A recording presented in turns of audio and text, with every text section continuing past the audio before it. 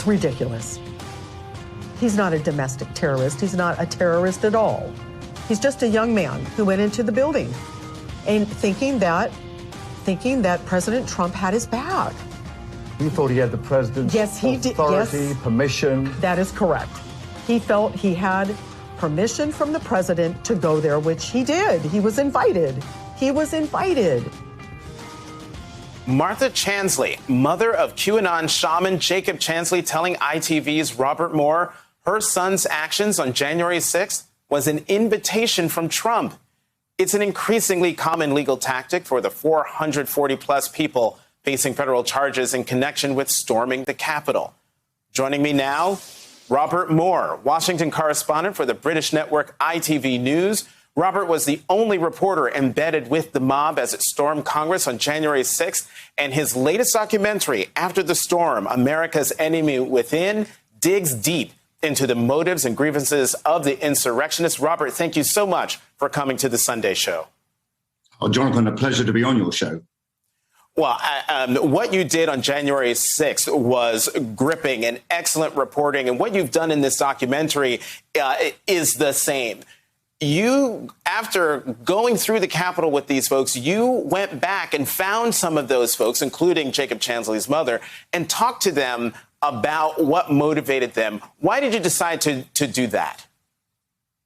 Well, because in the immediate aftermath of January the 6th and those disturbing and dark scenes, I had a kind of urgent need, a hunger to understand the exact motives and grievances of the seditionists and insurrectionists I was with. So I went back to see them, those who I crossed the threshold of Congress with, to try and ask them, why did they do it? And above all, what was in their background to try and explain their motivation, their mobilization that day. And, it very rapidly appeared to me, Jonathan, that there were two groups in there on January the 6th. Clearly, the ultra dangerous, those who were trying to execute a coup against the United States. But there was another group, namely the delusional, those who have totally embraced these wild, online, very toxic conspiracy theories. And it's that combination of the dangerous and the delusional that I think represents a pretty unique threat to America, even now, some months on from January the 6th.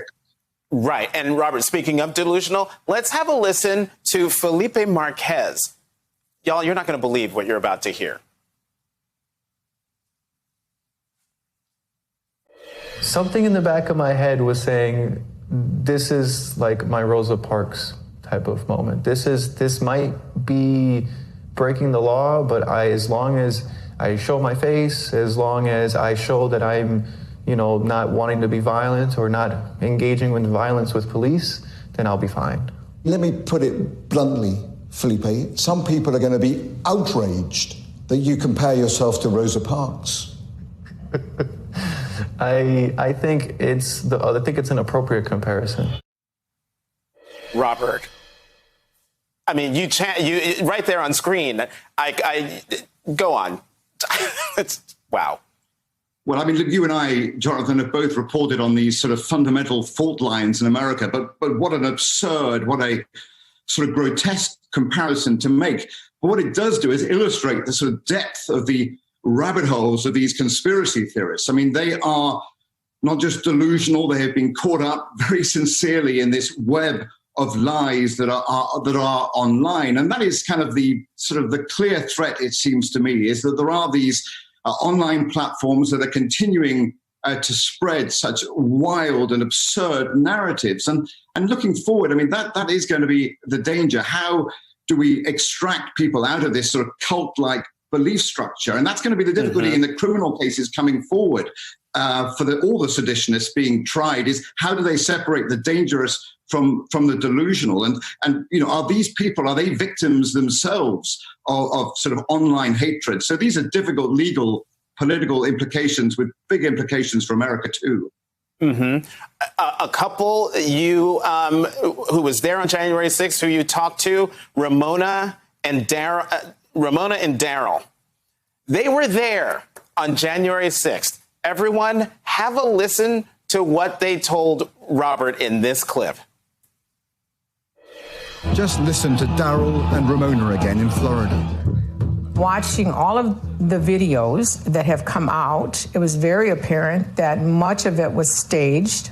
There were actors, okay? There were people who were simulators, okay?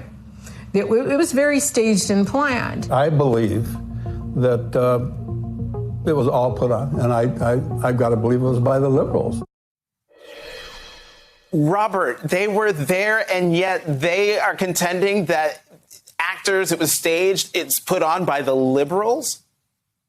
Exactly. I mean, this is the kind of the inner story, if you like, Jonathan. Sure, January the 6th was born out of a conspiracy theory, namely that the presidential election of November had been stolen, but it also spawned an entirely new conspiracy theory, namely that was a false flag operation on January the 6th. It was done by the left to sort of incriminate and toxify the far right in America. And that's held by millions of people across this country. Polling suggests that maybe half of all Republicans believe that January the 6th was a false flag operation. So it tells me that January the 6th isn't the end of the story, isn't the end of the threat.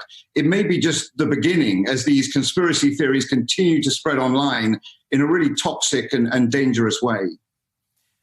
Everyone, the name of the documentary is After the Storm, America's Enemy Within. The reporter, you're seeing him there, Robert Moore, British Television's ITV. Thank you very much for your work, that documentary, and for coming to The Sunday Show. It's a pleasure. Thanks.